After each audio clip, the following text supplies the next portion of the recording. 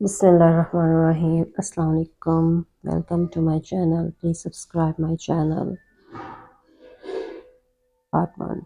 میں اس شخص کا قتل اپنے ہاتھوں سے کروں گا مگر منی میں آئی اس لڑکی سے ہرگز نکاح نہیں۔ آقا آپ کا حکم بچا مگر اس حکم کو ماننے سے انکاری ہوں۔ بھاری مردانہ آواز پر چادر میں لپٹا وجود بری طرح چونکا۔ صالح شاہ تم مجھے انکار کرو گے اپنے آقا کو؟ میرا بیٹا مارا گیا، زمان بیٹا میرا لخت جگر، تم ان پر رحم کھا رہے ہو۔ 2 دن رک کر پرسکون ہو جائیں گے۔ میں انہیں سکون میں نہیں دیکھنا چاہتا۔ اگر تم نے میرا حکم نہ مانا تو تمہارا چھوٹا بھائی وہ لائے گا اس غنی کو اس کی اصل منزل کی جانب۔ آقا جان کی باروب آواز پر وہ سرخ آنکھیں لیے تنے ہوئے اعصاب سے بامشکل خود کو کچھ کہنے سے باز رکھے ہوئے تھا۔ سیاہ شلوار سوٹ میں سفید شال، کندھوں پر بڑی ہوئی داڑھی، سیاہ پراسرار آنکھیں، دکھنے میں کسی ریاست کا شہزادہ تھا یا واقعی وہ اپنی حویلی میں آن بان رکھنے والا شہزادہ ہی تو تھا۔ ایک مغرور شہزادہ، باغی اور نہایت دھڑ دھرم۔ صالح شاہ نے اپنی بائیں جانب سائڈ پر نگاہ ڈالی جہاں 15 سالہ اس کا بھائی کھڑا نہایت غصے سے دکھائی دے رہا تھا۔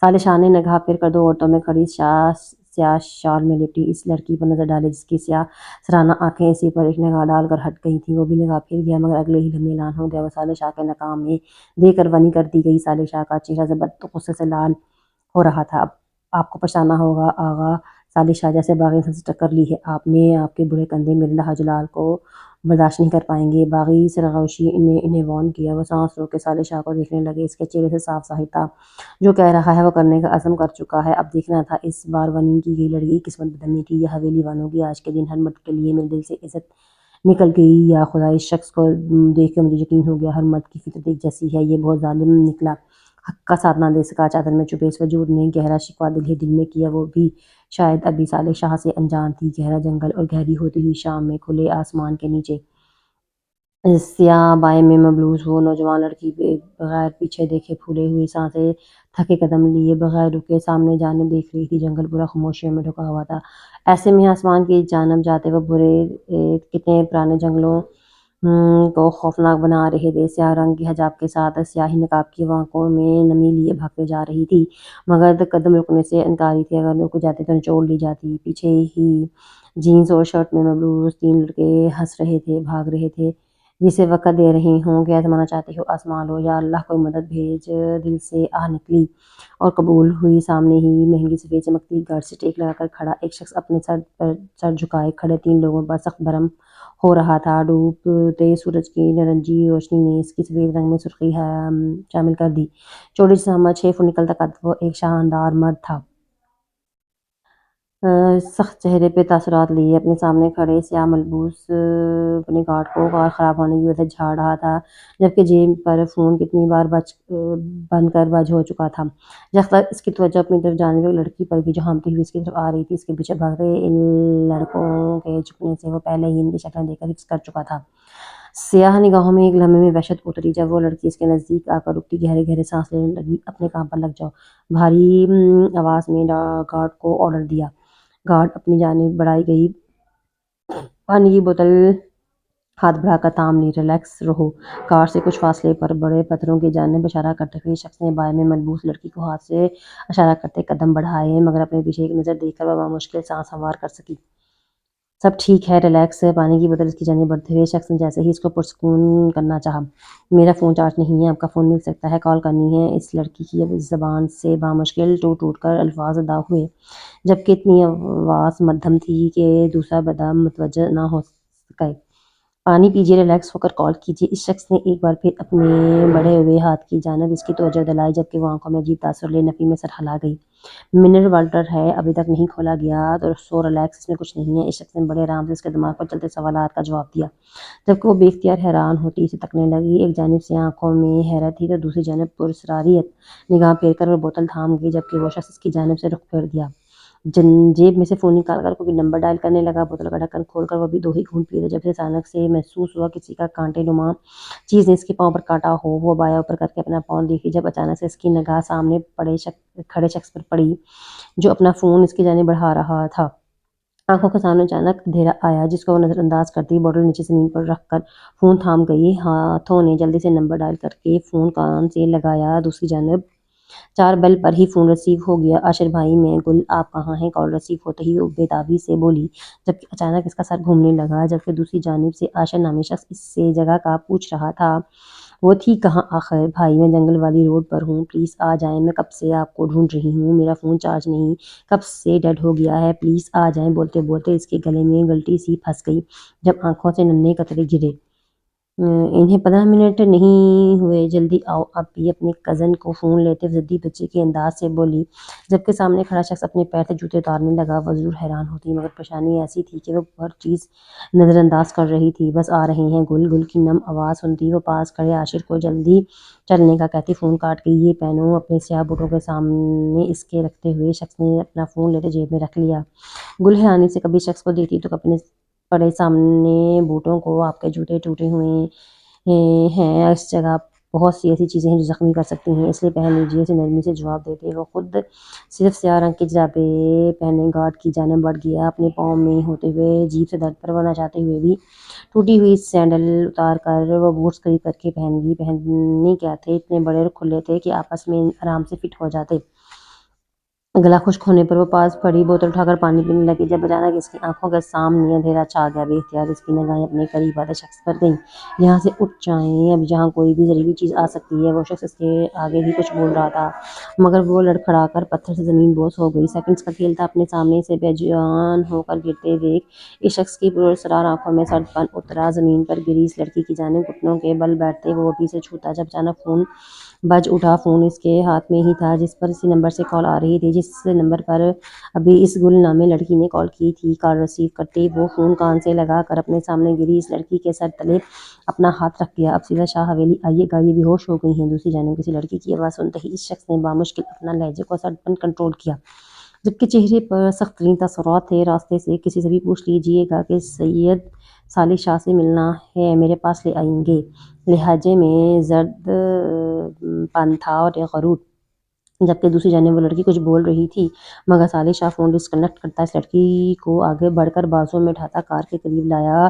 گارڈ صالح شاہ کو دیکھ کر حیران ہوئے اور جلد ہی نگاہیں نیچے کر لیں۔ کار ٹھیک ہو چکی تھی، اس لیے صالح شاہ نے اسے بیک سیٹ پر لٹا کر کار کا دروازہ بند کیا۔ تینوں گارڈ پیچھے جا کر بیٹھ گئے، جبکہ صالح شاہ خود ڈرائیونگ سیٹ سنبھال کر فوراً کار سٹارٹ کر دی تھی۔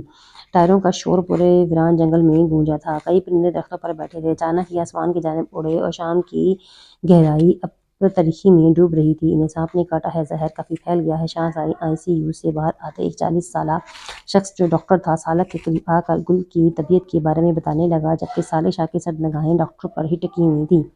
یہ وہی الفاظ تھے جو وہ سننا نہیں چاہتا تھا۔ پھر آپ یہاں کیا کر رہے ہیں؟ اندر جائیں اور اسے ٹھیک کریں، جلد از جلد۔ بھاری آواز نے انہیں سر جھکانے پر مجبور کیا۔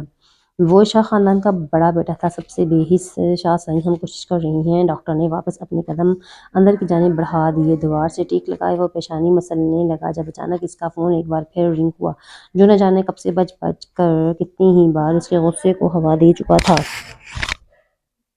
نمبر وہی تھا۔ ہونٹ بھیج کر صالح شاہ نے کال ریسیو کر لی۔ دوسری جانب کوئی مرد تھا۔ مسٹر شاہ، آپ جو کوئی بھی ہیں، آپ کی حویلی میں اس وقت آپ موجود نہیں۔ کہاں ہیں میری بہن؟ لہجہ بہت سرد تھا، جس سے ایک لمحے کے لیے صالح شاہ کی نگاہوں میں پراسراریت آ گئی۔ اسی لمحے اس کے اعصاب بری طرح شٹل ہوئے، کوئی بات غلط منہ سے نہ نکلے۔ تبھی اس نے فون کان سے ہٹا دیا۔ پیشانی پر لکیریں اس کے غصے میں ہونے کی گواہی دے رہی تھیں۔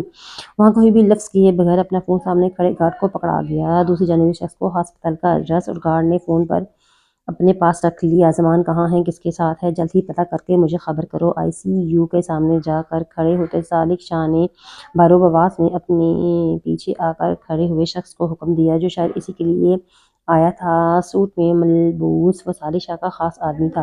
ریسیپشن سے پتہ کرتے ایک نوجوان لڑکا اور اس کے پیچھے 2 لڑکے اور 2 لڑکیاں بھاگ کر آئی سی یو کی جانب آئیں۔ ان کے چہرے پر پریشانی اور رقم تھی۔ آئی سی یو کے باہر 2 شخص موجود تھے، ایک جس کی پشت ان کی جانب تھی اور دوسرا سیاہ سوٹ میں ملبوس جو یقیناً گارڈ تھا۔ عاشر بھائی ان سے پوچھیے۔ عاشر نامی لڑکے کا بازو جھنجھوڑ دی اس لڑکی نے گارڈ کی جانب توجہ دلائی۔ کیا اس لڑکی کو آپ لوگ لائے ہیں؟ صالح شاہ کون ہے؟ ڈاکٹر کے نزدیک پہنچتے ہی عاشر نے اپنا غصہ بامشکل کنٹرول کیا، جبکہ دونوں ہاتھ پشت پر باندھے ہوئے بارو پرسنالٹی کا مالک ان کی جانب بغیر دھیان دیے ویسے ہی کھڑا رہا۔ وہ لڑکی اس وقت آئی سی یو میں ہے، انہیں شاہ سائیں لائے ہیں۔ سانپ کے کاٹنے کی وجہ سے زہر کافی پھیل گیا ہے۔ بس ابھی ڈاکٹر نے یہی آ کر بتایا تھا ہمیں، آپ انتظار کیجیے، ڈاکٹر آئیں گے تو پوچھ لیجیے گا۔ گارڈ کی بات پر عاشر کی پیشانی پر واضح لکیریں مدھم ہوئیں۔ वहीं दूसरी जानब अपना बदतमीज़ाना लहजा याद आया। वो आगे बढ़कर सालिशा से बात करना चाहता था, मगर इसकी पर्सनैलिटी में ऐसा कुछ था कि वो कदम रोक गया। इन्हें आए 20 मिनट गुजर चुके थे जब डॉक्टर बाहर आया। डॉक्टर पेशेंट कैसी हैं? आशा और बाकी सब भी डॉक्टर की जानिब आ गए। सबके चेहरे पर परेशानी वाज़ह थी। ज़हर निकाल दिया गया है, अब वो बेहतर है, कुछ देर में इनको होश आ जाएगा इंशाअल्लाह। नरमी से जवाब देकर वो आगे बढ़ गए। तुम लोग यहीं रुको, घर किसी को कुछ मत बताना फ़िलहाल। मैं ज़रा डॉक्टर से मिलकर आता हूँ। इसे होश आने के बाद ले जा सकती हैं, क्योंकि वो लड़की होश आने के बाद यकीनन अस्पताल में नहीं रहती और इसकी ज़िद तुम अच्छे से जानते हो। मैं आया। आशिर अपने पास खड़े दोनों भाइयों से बात करते डॉक्टर के पीछे चल दिए। ये सब इन लड़कों की वजह से हुआ है। वो ना हमारा रास्ता रोकते ना गुल बाहर निकलती। मना किया था मैंने, बाहर नहीं निकलो। वो लड़के शक्ल से ही घटिया लग रहे थे। तुम ठीक हो ना? अपने सामने खड़े कदम के सूजे हुए होंठ देख कर इस्तफार करती हुए उसके पास ही बैठ गई।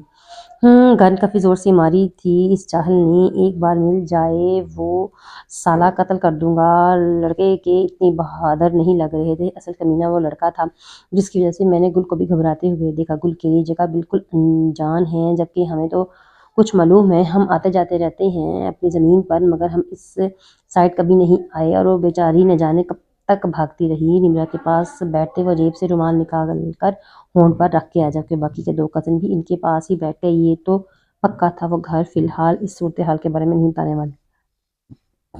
सर आगा जान आपका पूछ रही हैं, कितनी बार फ़ोन कर चुके हैं, इस लड़की के घर वाले आ चुके हैं।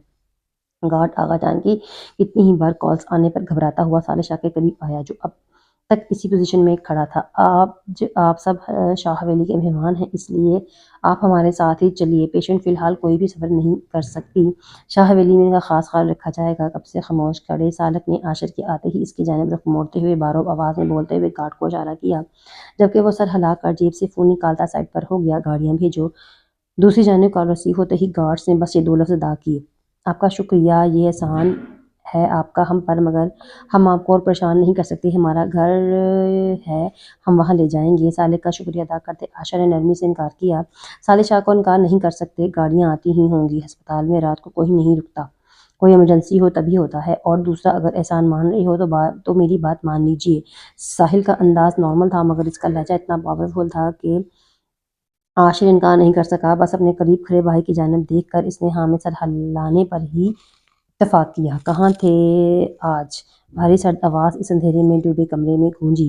इस पास इतनी खामोशी थी कि सामने कुर्सी पर बंधे शख्स की सांसें चलने की आवाज़ भी गूंज रही थी। कौन हो तुम? जहाँ कहीं भी हो। हम्म हूँ मैं। हाँ, तुम्हारा क्या मतलब? लहजे में घबराहट के होते हुए भी जवाब देने से नाक उतराया। अब तक अपने नामा माल को मुकम्मल कर ही चुके हो, और जब वो मुकम्मल हो जाए तो यकीनन मौत ही तो रह जाती है। आवाज़ में अजीब सा और सलाहियत थी। खिड़की से आती हल्की सी रोशनी में कुर्सी पर बंधे शख्स के माथे पर पसीने की बूंदें चमकने लगी, आंखों में घबराहट। शाम से होते ही वो यहाँ बंद था। न जाने कौन था, कहाँ लाया था। इसे याद था तो वो अपने कमरे में सोया था, और जब आँख खुली तो अंधेरे कमरे में पाया गया। कुछ देर पहले ही इसे किसी की आहट महसूस हुई, और अब कोई पुरस्रार सा वजूद इसके सामने मौजूद था, जिसको देख ना सका, मगर अल्फाज की वहशत इतनी थी कि वह खौफज़दा हो गया। क्या बकवास है? तुम जानते हो कौन हूँ मैं? हाँ, मेरे एक इशारे पर दफना दिए जाओगे। शाह सलमान का बेटा हूँ मैं। आका जान को जानते नहीं हो तुम? जिंदगी की मिसाल सालिक शाह का भाई हूँ मैं। तुमने मुझ पर हाथ डालकर सही नहीं किया। अभी वो अपने अल्फाज मुकम्मल करता जब अचानक वजूद कुर्सी के इर्द गिर्द हाथ रखते हुए इसके करीब झुका। रोशनी सीधा इस इंसान की निगाहों पर जाकर रुकी। ज़मान की चेहरे को रुमाल से ढांपते वो इस वजूद इसके के सामने था। बस आंखें थी, उनमें वहशत ही अगर इसे दरिंदे का मालूम होता कि कहते जानवर हो तुम। हम जबड़े सख्ती से दबोचे हुए। अगले पल ज़बान के पेट में इतनी ज़ोर से लात मारी कि वो कुर्सी से पीछे जा गिरा। क्या मतलब? कौन हो तुम? इसके अल्फाज ऐसे थे कि अपने करीब घंटियाँ महसूस खतरे की घंटियाँ महसूस हुई। तुम्हारी मौत तुम जीते जी नहीं जान सकोगे। तुम्हें किसने मारा? ये सज़ा होगी तुम्हारे लिए। ज़मीन पर गिरे ज़मान के करीब पंजों को बैठे हुए उस शख्स ने इसको मुंह जोर से पकड़ा, जिससे वो कहरा गया। तभी अचानक इस कमरे में रोशनी हुई। अचानक हुई रोशनी पर ज़मान की आंखें चुंधिया गईं। वो कुछ पल के लिए एक ही पोजीशन में अपनी आंखें बंद करके कुछ लम्हे के बाद खोलता हुआ सामने टेक लगाए ऊंचे लंबे शख्स को देख रहा था, जो स्याह जीन्स और हुडी में मलबूस सी अंधेरे की मानिंद मालूम होता था। आंखों के गिर्द दरंदगी। ज़मान को खौफ महसूस हुआ, जिसका साफ सबूत उसकी चलती हुई तेज धड़कन थी। चेहरे पे आया पसीना। देखो, मैं नहीं जानता तुम लोग कौन हो, मुझे छोड़ दो। हाथ बंधे होने के बाद वो हाथ ना जोड़ सका। اس کو اپنی عزت اور اپنی جان کے لیے وہ کیا گزر رہا تھا، دو لمحے لگے زمان کو سمجھنے میں۔ دیکھو تم غلطی کر رہے ہو، میں نے کچھ نہیں کیا۔ ہٹا کٹا مرد اس شخص کو دیکھتے ہوئے بلک بلک کر رونے لگا، مگر اس کی نظریں اب تک ویسی ہی تھیں، اس پر ٹکی ہوئی سرد بے تاثر۔ تم نے کچھ نہیں کیا واقعی؟ وہ آواز اسے لگا کہ بہت قریب سے پہچانتا تھا، مگر نہیں، اس نے شاید اپنی آواز کو رومال کے ذریعے بدل لیا تھا۔ اس نے زوردار مکہ اس کے منہ پہ رسید کیا۔